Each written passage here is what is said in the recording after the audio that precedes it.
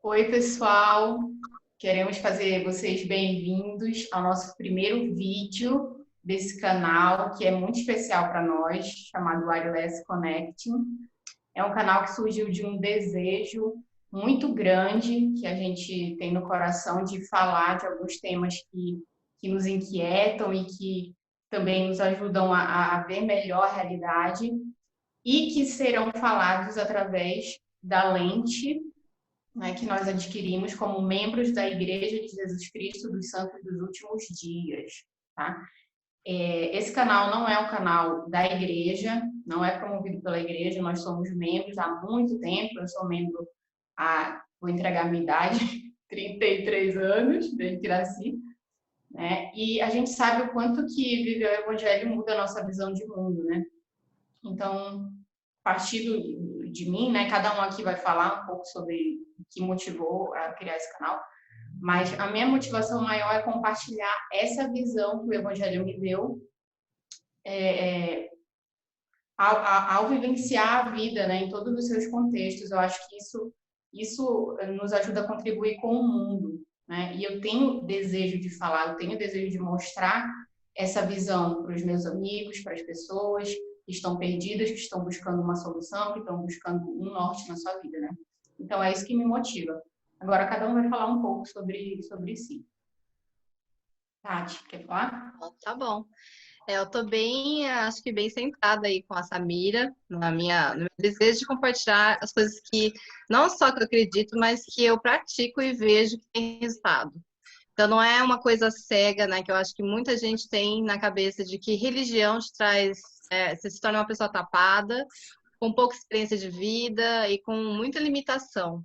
E eu acho que é o contrário, eu acho que no nosso caso a gente é estimulado a buscar respostas constantemente, a gente nunca vai aprender nada, né, na igreja ou através do evangelho que vai dizer, olha, acredite cegamente, faça o que eu estou mandando e confie. Não é bem assim. Nós somos constantemente motivados a buscar respostas e aplicar na vida para ver se realmente essas coisas são verdades. E eu sempre tive esse desejo muito grande de compartilhar muitos desses pontos de vista, desses conhecimentos adquiridos e refletidos pela minha experiência pessoal, pela lente do evangelho, um pouquinho da lente da ciência, né, pelo pouco que eu já estudei sobre o assunto. E nesse sentido também acho que a gente tem algumas experiências e pontos de vista que podem ajudar a trazer algum norte para as pessoas. Eu também acho que de forma geral as pessoas estão muito perdidas e não sabem mais nem o que é felicidade, nem o que elas querem, nem quem elas são. E eu acho que a gente tem respostas para todas essas perguntas. Eu acho que essa ideia de fazer esse canal parte de um desejo de compartilhar, de tentar contribuir de alguma forma, porque nós somos membros da Igreja de Jesus Cristo, membros assim que amam a Igreja, né? Nós acreditamos nessa Evangelho. Então, como será que membros que realmente acreditam, como será que eles explicam o que está acontecendo no mundo? Como é que será, qual será a opinião deles? Às vezes a gente fica muito quietinho ali, no nosso cantinho, e nós aqui, nós não temos medo nenhum de falar aquilo que nós pensamos e o que nós queremos com isso. Nós queremos contribuir, nós queremos dar a nossa contribuição, conforme as meninas falaram, né, da nossa visão, que eu acho, sinceramente, que a gente pode contribuir bastante. A ideia aqui não é, nós vamos, é claro, falar também da nossa religião, da nossa fé, mas a ideia não é ficar restrito a esse tipo de assunto, né? O nosso objetivo aqui vamos dizer assim, claro que nós queremos, ninguém vai mentir aqui, nós gostaríamos de salvar toda a humanidade, né? Se deixar, nós vamos sair pregando, mas a ideia não é ficar pregando, fazendo pregações do Evangelho, pelo menos na minha visão, tá? Eu estou compartilhando a minha visão aí desse canal. A ideia é realmente tentar pegar aí o que está acontecendo e dar a nossa opinião com toda a coragem, né? Se tiver alguma pergunta, não temos medo nenhum de nenhum tipo de pergunta, né? Então, a ideia é essa, vamos dizer assim, sair um pouco para fora, que eu acho que às vezes, né, eu pelo menos não vejo muitos membros da igreja fazendo esse tipo de coisa, de compartilhar. Colocar a cara a tapa, em De outras palavras. tapa, né? Nós não temos, eu pelo menos não tenho menor medo de dizer o que eu penso, o que eu sinto. Mas as suas crenças são muito assim idiosincráticas. Não tenho nenhum medo de compartilhar, de ouvir também, né? Nós acreditamos que nós temos a verdade, mas nós não temos o sentimento de sermos donos da verdade. A gente procura sempre ter essa humildade de que às vezes a verdade vem de lugares que você nem espera. Então, nós estamos aqui para contribuir. Eu acredito nisso, tá, Samira? Uhum. E acho que até é importante falar que ninguém quer impor nada, né? Ninguém está aqui para impor, a gente está para dividir o que a gente acredita e convidar as pessoas a refletirem. Ninguém está querendo impor, mesmo porque esse não é, essa faz parte da nossa crença que todos nós somos livres para escolher. Então a gente está aqui para decidir todas as coisas, da hora que a gente acorda, da hora que a gente vai dormir todos os dias, e ninguém vai nunca te impor nada e nem querer que você faça porque alguém está te falando para fazer. Então é importante sempre levar em consideração que nós estamos buscando reflexão. E não só dentro do que a gente conhece, mas nessas conversas nós estaremos ajudando, né, com os nossos pontos de vista, a complementar o que a gente já entende e melhorar isso, fazer isso se expandir e alcançar, né, novos horizontes aí de entendimento da vida. Exatamente. Na construção do grupo, né, a gente mais aprende com as nossas trocas do que pensa em algo para ensinar para os outros, né? A gente tem um grupo no WhatsApp que a gente decide que a gente vai falar, e nessa discussão a gente vai aprendendo tanta coisa, né, que a gente falou assim, chegou a pensar, poxa, esse WhatsApp podia ser alguma coisa, sair daqui, né? Podia ter um podcast dessas mensagens aqui, porque sai muita coisa produtiva, né? Então, hoje, nós decidimos falar sobre um tema que assim, primordial, que é a gênese, né, para muitas das coisas que a gente vive, que é sobre Deus, quem é Deus, né? Quem é Deus, como Ele é, qual o caráter, qual a aparência, o que Ele espera de nós, né? Então, a gente vai começar a falar, a contribuir aqui com a nossa visão, coisas que a gente aprendeu, lendo não só materiais da igreja, materiais diversos, né? O Otávio é psicólogo, a Tati é bióloga, eu sou terapeuta, né? A gente tem as nossas visões profissionais, mas o que norteia tudo é a nossa visão do Evangelho, né? Mas nós traremos também a nossa visão profissional, porque não tem como dissociar disso, né? Então, vamos começar falando sobre quem é Deus, como Ele é e qual o caráter e a aparência. O que vocês acham? Sim, vamos lá. Vocês querem falar alguma coisa assim introdutória? Ou só vamos falar direto o que a gente pensa sobre isso? Vamos falar o que a gente pensa. Já vai falando aí. Bom, eu também, como a Samira, também cresci sendo ensinado dentro da doutrina cristã da Igreja de Jesus Cristo dos Santos Últimos Dias, que é mais conhecida como a Igreja Mórmon, né? Que eu acho que é uma coisa que precisa falar, que as pessoas já ligam a alguma coisa conhecida. Então, eu cresci dentro dessa doutrina da igreja, de que nós temos um pai, que esse pai é nosso Deus, que ele não é uma força, que ele não é algo incomunicável, mas que ele é realmente um pai, e que ele está acessível a todas as pessoas que o buscarem. Então, a gente acredita que nós somos feitos à imagem dele. Então, como somos feitos à imagem dele, ele possui um corpo de carne e ossos, mas que ele tem uma natureza divina e que ele tem um corpo perfeito, que não passa por dores mais, que é um corpo já ressuscitado, que não vai passar pela morte como a gente passa aqui nessa terra, mas que nós temos como que ele nos criou com o propósito de nos tornarmos como ele é. Assim como na terra, nossa experiência com os nossos pais sempre são, pelo menos quando os pais são bons, a gente sabe que não é todo mundo que tem essa sorte, mas que os pais bons querem que seus filhos se tornem como eles ou melhores, né? Porque aqui a gente não está numa esfera de perfeição. Então, é isso que a gente espera dos nossos filhos e que os nossos pais esperam que nós nos tornemos também. Então, dessa mesma perspectiva, a gente acredita que nosso Pai é o nosso Deus e que ele é onisciente, onipotente, né? E criador dos céus e da terra e dono de toda a verdade, todas as coisas boas vêm dele, que ele é tudo de bom. E isso é um pouco, isso é muito interessante, porque quando as pessoas questionam Deus, eles sempre questionam o sofrimento do mundo, mas se Deus existe, por que existe sofrimento? Se Deus existe, por que que a humanidade sofre? Por que que existe guerras e mortes e tal? E que é uma coisa interessante, porque as pessoas sempre associam isso com Deus, mas que, na verdade, essas questões vêm da própria natureza humana, né? São as dificuldades que vêm do homem pelo livre-arbítrio. Então, como nós temos a capacidade de escolher o que nós vamos fazer e como a gente vai aceitar a nossa própria realidade, a gente cria o caos. A gente cria o caos e a gente também se relaciona com o caos dos outros. Então, muito do nosso sofrimento vem por nossas próprias escolhas ou pelas escolhas de outras pessoas.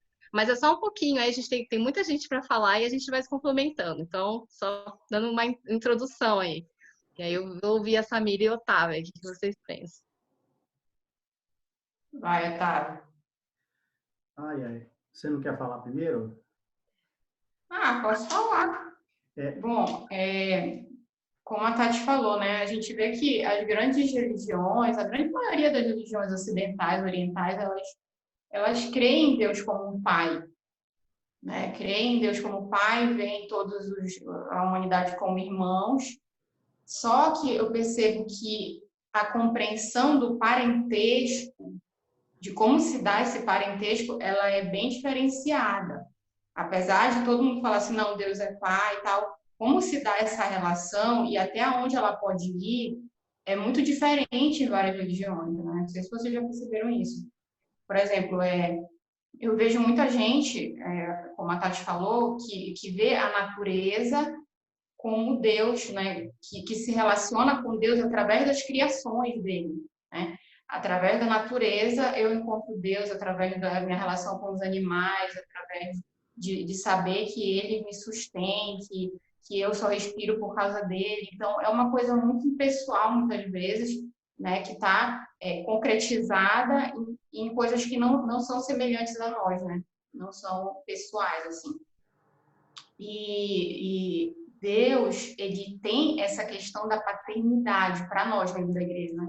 A gente tem essa questão da paternidade muito bem sedimentada, né? Deus, para a gente, é um pai, né? No sentido de que essa relação ela é plena e completa, como pai mesmo. Por exemplo, eu como filha do meu pai terreno, eu posso progredir, me desenvolver até a plenitude dele, né, como um adulto que ele é também.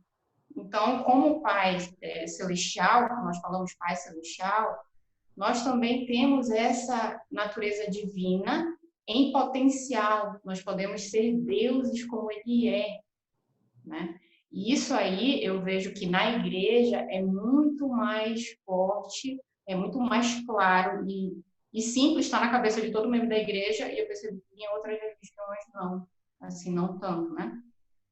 Então, eu acho que Deus, para a gente, parte muito da nossa concepção de quem nós somos diante de Deus, né? Se eu não me vejo como filha de Deus, que pode se tornar uma deusa como Ele, é difícil eu entender quem é Deus, né? Porque é difícil ver Deus como um pai que vai me ajudar, que vai me conduzir através da minha obediência até a plenitude e a glória que ele tem, né? Até o meu quinhão dessa plenitude e dessa glória.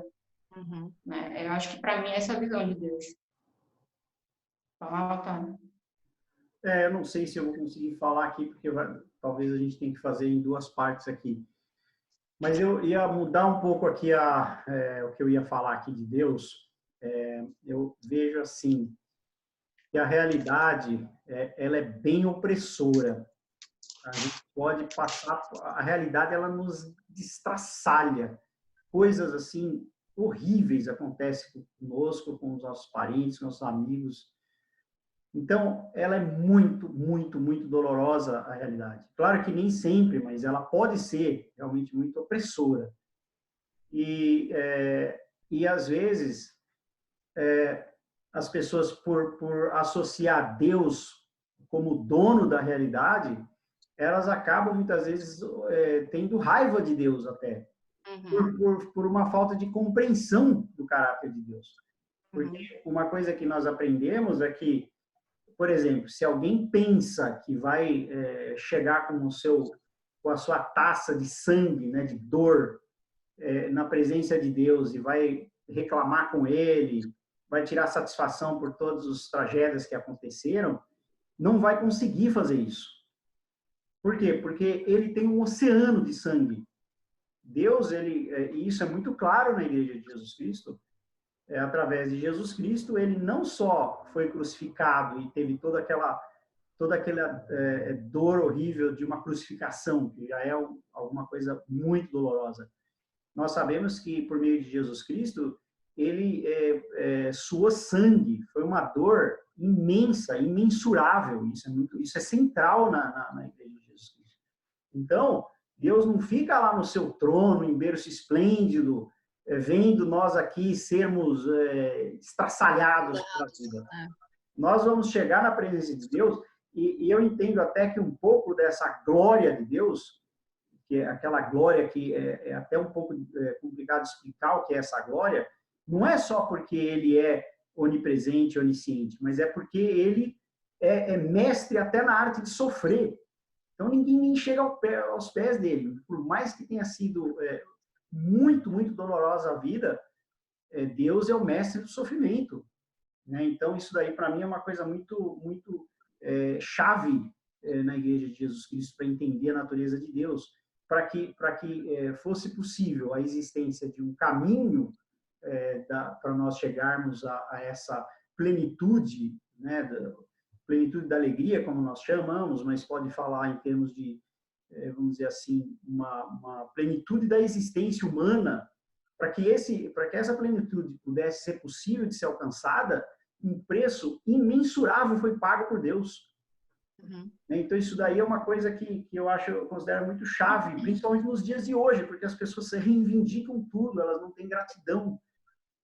Quando não existe essa compreensão clara, o que acontece? As pessoas não têm gratidão nenhuma pelo que Deus fez. Então, isso daí fica... eu acho que todo mundo merece tudo, né? Existe assim, uma ideia social de que eu mereço por simplesmente existir. Então, se as coisas não são como eu espero, existe revolta e, sabe, essa busca por justiça, sem nem necessariamente essa justiça se aplicar, de repente, àquela pessoa, né? Que grita e exclama pela justiça que ela clama. Mas eu acho... Ela vai assim, quem fez me colocou nessa situação tão dolorosa aqui? Eu quero conversar com essa pessoa, eu quero até brigar com essa pessoa. Às vezes existe esse sentimento, mas por isso que tem uma escritura, que ela é uma escritura que na Igreja de Jesus Cristo ela é muito mais clara, é assim: todo joelho dobrará e toda língua confessará que Jesus é o Cristo e que os seus julgamentos são justos. Então, ninguém vai ser obrigado a se ajoelhar e confessar que Deus é justo. Vai ser por livre e espontânea vontade, porque nós vamos chegar diante dele e vamos ver aquela glória. E nós não vamos questionar, nossa, eu estava completamente errado, eu achei que eu ia tirar satisfação aqui com Deus, mas ele fez... Ele, não é só ele, né? Você vê os apóstolos, teve um apóstolo, segundo a tradição católica, ele foi cerrado vivo ao meio.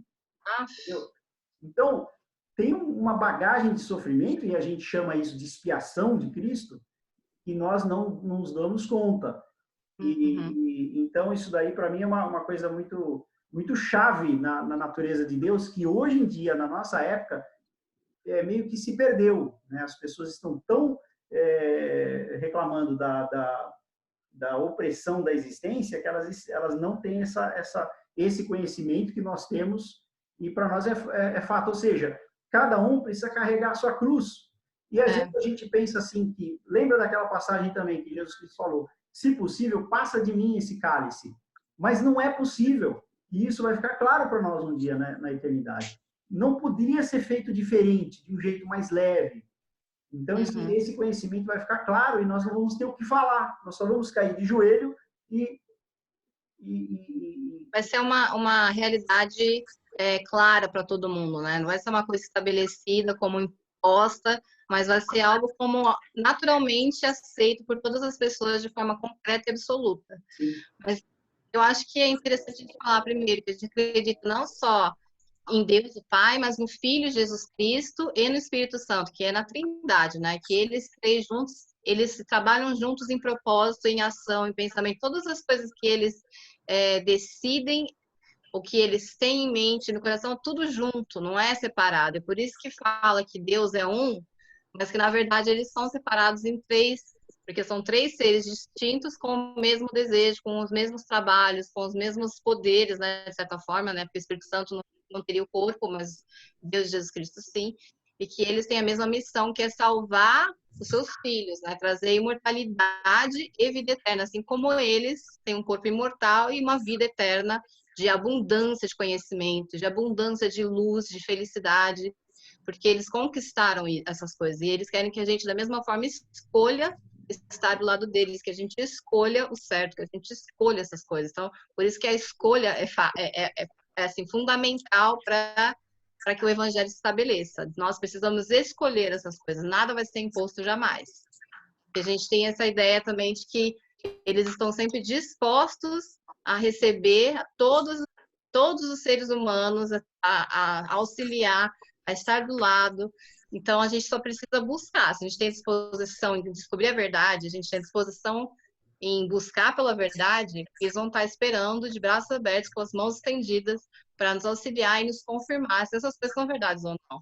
Não é algo que a gente vai simplesmente acreditar porque é um desejo inerente da nossa alma, que a gente precisa de um Deus que nos salve, e que até eu estava comentando com vocês, né, esses dias, de que existe essa ideia na psicologia de que o Deus está acabando o tempo, né?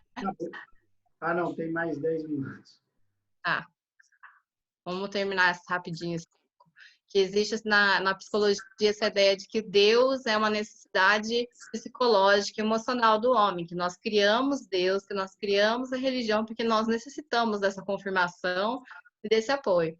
Mas interessante que, na verdade, quando a gente realiza, a gente percebe de que Deus, ele não está passando a mão na nossa cabeça e simplesmente tudo vai bem, obrigado, mas que ele nos mostra as diretrizes da felicidade, que essas diretrizes da felicidade, que são chamados mandamentos, eles exigem sacrifícios da nossa vida. E que, então, não é um Deus fácil de aceitar. Então, não encaixa com essa teoria de que é criado Deus para que possamos nos consolar e termos um super-homem disponível, né, na nossa mente psíquica. Mas que, na verdade, ele é completamente diferente do que nós, se buscássemos criar um Deus de ouro para adorar, a gente ia buscar um Deus que nos afaga, que nos fala que está tudo bem, que não precisa mudar nada. Então, esse Deus é o Deus criado pelo homem. Agora, o Deus real, ele não passa a mão na cabeça, ele quer o teu crescimento, o teu desenvolvimento. Então, vai ser através de coisas difíceis, mas que normalmente todos nós na Terra a gente sabe que as coisas mais difíceis são as que mais valem a pena, que mais trazem recompensa, seja no âmbito profissional, na vida pessoal, de atleta, seja o que for. As coisas difíceis são, e a gente consegue chegar naquele ponto difícil, a gente se sente extremamente satisfeito. Só um detalhe, Samira, que complementando o que a Tati falou, Freud, né, dizia que Deus é o ópio do povo. Pessoas falam que Deus é uma fuga, que Deus é uma bengala.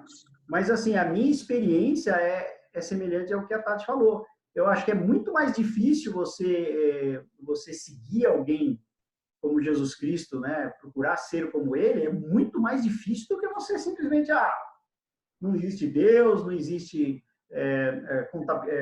não vai haver uma contabilização moral eterna de nada, posso viver a vida aí. Não sei de onde que vem essa ideia de que seguir Deus é uma fuga. Isso afaga, né?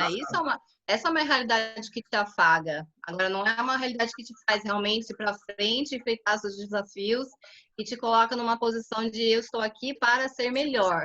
Exato. A gente só aceita de que não, tá tudo bem, olha, tudo vai bem, né? Como a gente sabe que é o papel do opositor, de fazer acreditar que tudo está bem, que nada precisa ser feito. Então, isso sim afaga, isso para mim sim é um Deus, é um ídolo criado pelo homem. Você tem uma régua moral que Jesus Cristo está no topo da escala e você, é claro que Deus nunca exigiu perfeição. Não existe, né, nos princípios do Evangelho, a gente vê lá, princípios do Evangelho, fé, arrependimento, batismo, não tem lá perfeição, tem arrependimento, né, o que a gente chama do verdadeiro penitente. E isso a gente confunde tudo. E muitas pessoas acabam deixando o discipulado por não entender isso. Tem a busca pelo aperfeiçoamento, né? A busca por ser melhor, por sempre estar buscando ser melhor do que você foi ontem. Eu tenho uma referência. Uma referência. Isso quer dizer que eu preciso chegar no topo dessa referência, ou eu preciso buscar ser melhor. E isso dá trabalho, isso de sacrifício. Então eu não vejo da onde que tiraram essa ideia de que quem acredita em Deus está tendo algum tipo de fuga. Para mim é exatamente o contrário. Exatamente o contrário. Concordo. E também pensando aí no que vocês falaram, estava pensando agora aqui nos ateus, né? Que não acreditam. Eu vejo que eles têm que ter muita fé também, né? Para ser ateu, você precisa lutar o tempo todo para acreditar nessa verdade, porque muita coisa testifica de Deus, né? Uhum. A nossa família, os nossos sentimentos, a natureza, a própria luz de Cristo que nos conduz a fazer o bem, de onde vem isso, né? Então você tem que ficar o tempo todo abafando aquilo, abafando, né? Então, eu acho que tem ateus que têm que ter tanta fé quanto nós, só que pro outro lado, né? Para acreditar que Deus não existe. Eu acho até legal que você tocou nesse assunto, porque, querendo ou não, essa referência, né? Os ateus têm como referência de que não existe nada além do que nós podemos tocar, ver, sentir aqui nessa esfera. E é engraçado que, querendo ou não, é uma coisa que foi doutrinada nas escolas. As pessoas sempre acusam as igrejas de serem doutrinadoras, mas a gente vive numa sociedade que doutrina em todos os aspectos, seja na escola, seja na mídia social. Nós estamos sendo doutrinados, seja para uma coisa ou para outra. Aquela coisa é a verdade absoluta e as pessoas aceitam sem se questionar. E querendo ou não, o naturalismo, a ideia da evolução, que todas as coisas ao nosso redor são aquilo que a gente só consegue aceitar aquilo que está ao nosso redor e aquela verdade absoluta, ela também não consegue ser provada. Eles não conseguem provar de que o naturalismo é realmente tudo que existe. E eles não conseguem provar que Deus não existe. Então, também é necessário fé na questão científica para você acreditar de que não existe nada além daquilo que os olhos conseguem ver. Exatamente. E aquilo que você consegue colocar num tubo de ensaio, fazer experimentos laboratoriais. Então, como se fosse a única esfera, fosse essa palpável, né?